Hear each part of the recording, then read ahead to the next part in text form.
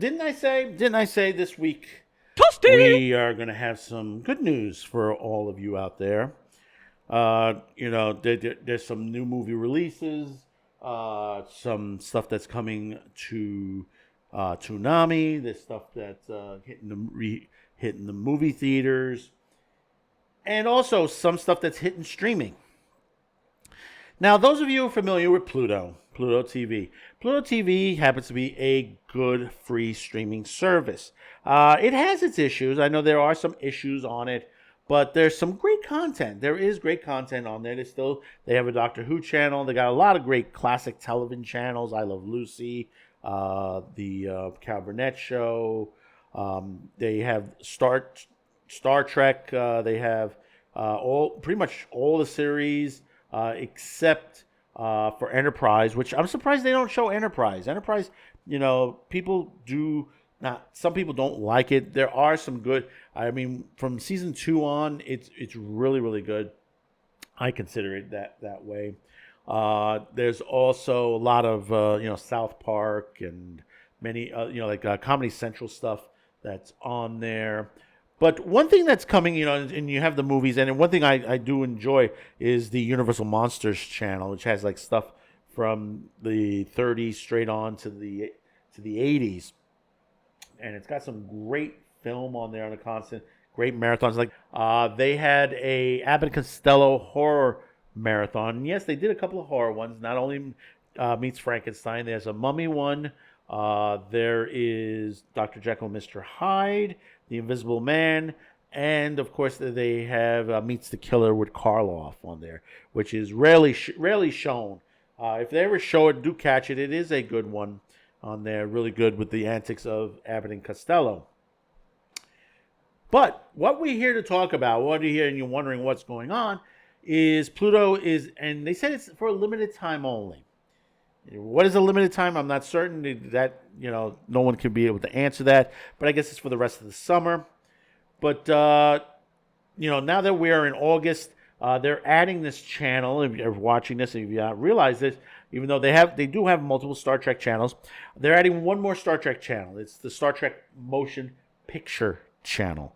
Yes, ladies and gentlemen, you're going to get all 13 Star Trek movies for free, which that's a rarity if you get everything from original to next gen to the Kelvin timeline, which I don't like the Kelvin timeline. I'll be honest with you, I don't like that, even though I like the actors in there. And they did pick a good bunch to portray Kirk, Spock, McCoy. But nothing beats the original series. Next Generation had their issues, not great movies. Even though they had Generations and stuff like that, but I tell you, nothing beats out. And I'll tell you, people have criticized it many times on there, but nothing really beats, which are my favorites: Motion Picture, Wrath of Khan, and Undiscovered Country. I think those are my 3 most favorite Star Trek movies. And people say, "Oh, what about Search for Spock?" Oh yeah, they're great films. Not knocking on them. They've had their points, except for when they were searching for God. That was, I don't know where they were going with that one. Spock's brother, this and that. And now Spock has a sister. Oh, yeah, this is why, when you hire somebody to write something, make sure they're going by, a true Star Trek timeline. But, not knocking, but Star Trek: The Motion Picture, which they've just, in fact, they just remastered a lot of the original series movies onto Blu-ray. It's fantastic. One thing about it is, people say, well, Wrath of Khan should be up there at the top and something. Yeah, because it's got all the action stuff. But see, the thing about it is, with Motion Picture, that was Star Trek. That was Star Trek itself. I mean, that is to boldly go where no man has gone before, and that's what this movie was. It was they went somewhere where you didn't expect it. I mean, for those of you who haven't seen it, a cloud enters our part of space, and it is sort of like, how do you say, absorbing or digitalizing whatever it gets. and there is something in the middle of that cloud. And basically, the Enterprise is sent to investigate this, which at this time, Admiral Kirk takes over the command of the Enterprise because it has been turned over to a younger, more seasoned captain.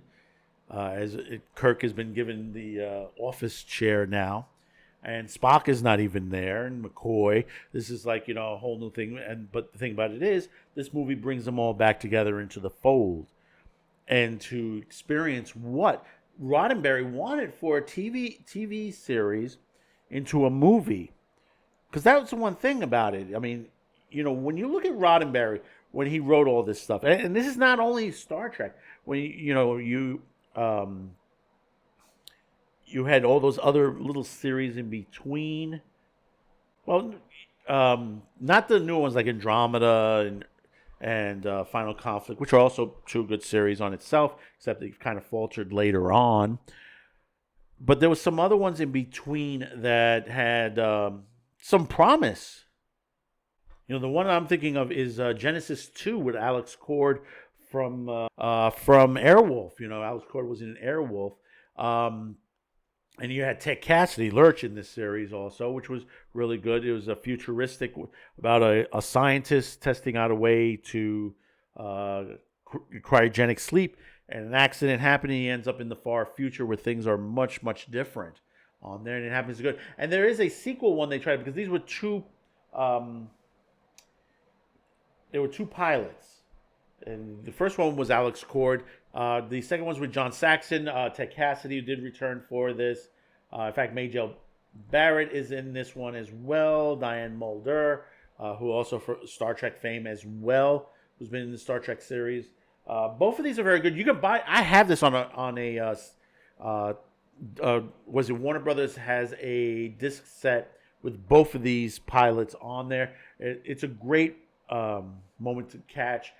Some things that are different from the Star Trek universe, but seldomly shown anymore. They used to show it like on the weekend Saturday, very late at night, like 1, 2 o'clock in the morning. They used to play those.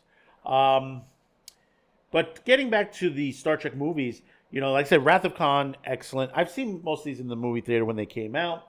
The reason why I think the Undiscovered Country I think is a fantastic movie in itself, because that was the beginning of the change. The beginning of Next Gen was around the corner at that point, and you're slowly seeing hey, they're aging out, and that's what it was.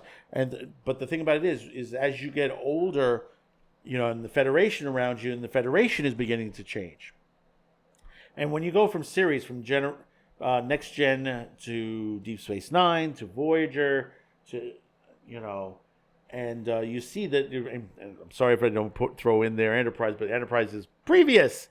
But you see that the changes that occur during that whole period, where you have the Romulans and the Klingons were always the villains of a lot of the stories. They were always in the background in some way or another.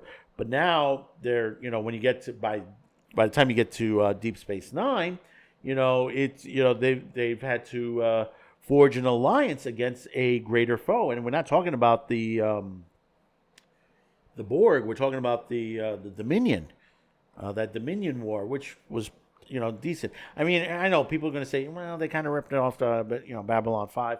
Yeah, I know Elements does sound like Babylon 5 to that nature.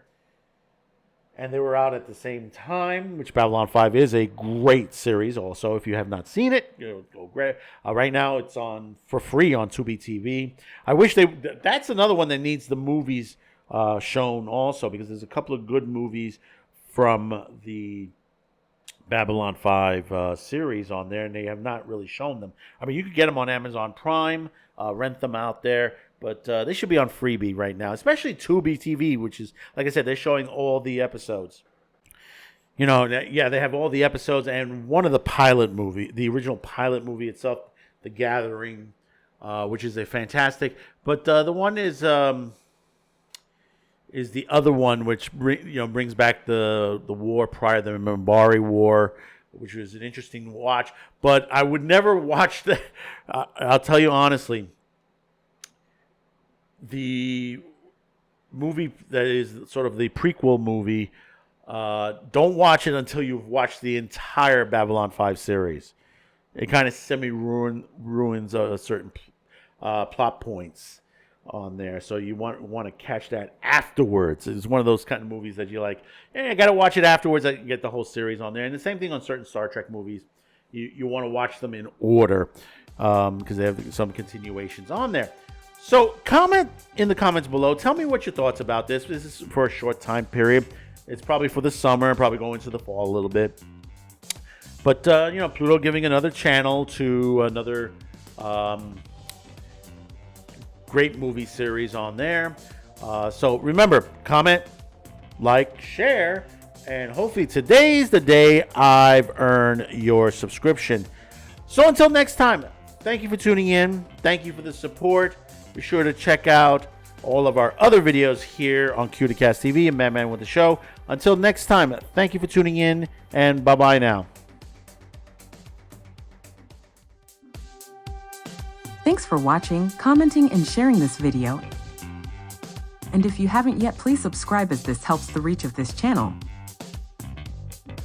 Finally, as a content viewer, you have the ability to help support this channel as new internet laws around the world will diminish our reach and affect our sponsors. If you choose to help, there are two ways listed in the description below. The first link will lead you to a pay site where you can make a monetary donation. The second will lead you to our gear shop where you can buy shirts, mugs, and other gear. Discounts will be listed on the site. Once again, thank you for watching and your support.